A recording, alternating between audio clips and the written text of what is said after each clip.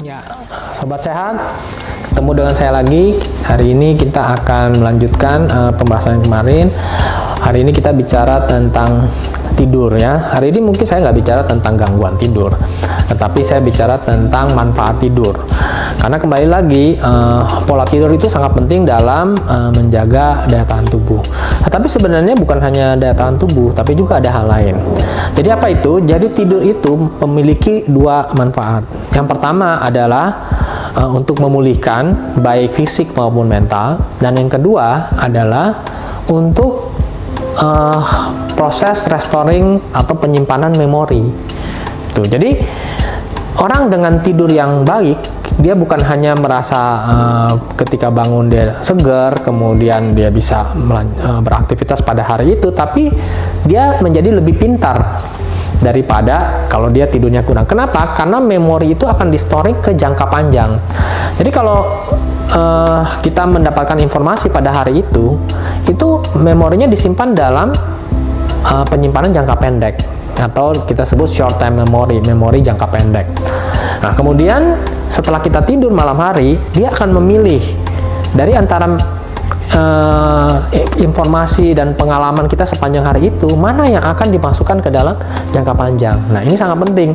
Dengan tidur yang baik, dia akan memilih informasi yang tepat sehingga dia akan masuk ke dalam memori jangka panjang. Jadi bayangkan kalau ada anak-anak misalnya mahasiswa yang belajar sistem SKS, sistem kebut semalam.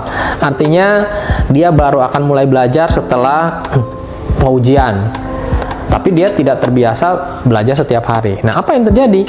Maka mungkin kalau dia pinter, bisa jadi saat ujian nilainya bagus, tetapi bisa jadi setelah itu dia tidak akan di-storing ke memori jangka panjang sehingga akan hilang. Ya, bisa jadi setelah 1 minggu kemudian hilang. Jadi bagaimana caranya tahu informasi yang dia dapatkan? Coba lihat 1 minggu kemudian, coba ditanyakan lagi, masih ingat nggak? Kalau tidak ingat, berarti sebenarnya udah hilang. Itulah sebabnya ketika kita belajar, paling penting adalah sebenarnya belajar secara rutin. Karena dengan rutin itu yang menyebabkan otak akan memilih bahwa oh, ini informasi yang tepat untuk disimpan. Tetapi kalau dia cuma sekali-sekali, bisa jadi adalah informasi itu tidak akan disimpan jangka panjang, sehingga nilai yang dia lihat pada saat ujian itu tidak mencerminkan apa yang sebenarnya ada di dalam otaknya. Karena kita itu adalah memori jangka panjang kita, bukan jangka pendek. Jangka pendek akan hilang. Jadi itulah kenapa manfaat tidur selain untuk daya tahan tubuh juga untuk menyimpan memori yang baik ya. Kurang lebih seperti itu. Itulah sebabnya kita perlu pola tidur yang baik ya. Tentu aja 7 jam ya, diusahakan untuk orang dewasa ya. Dan tidur juga baik adalah pada malam hari ya.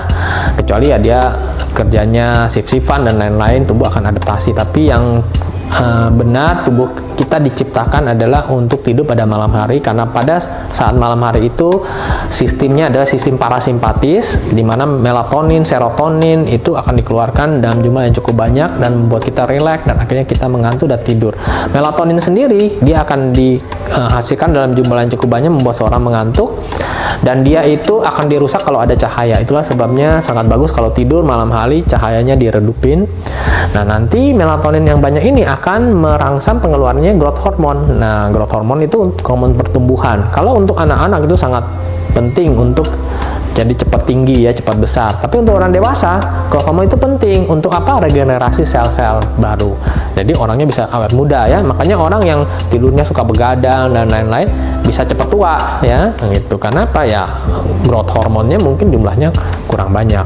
Dan itu juga penting untuk daya tahan tubuh, growth hormone itu ya.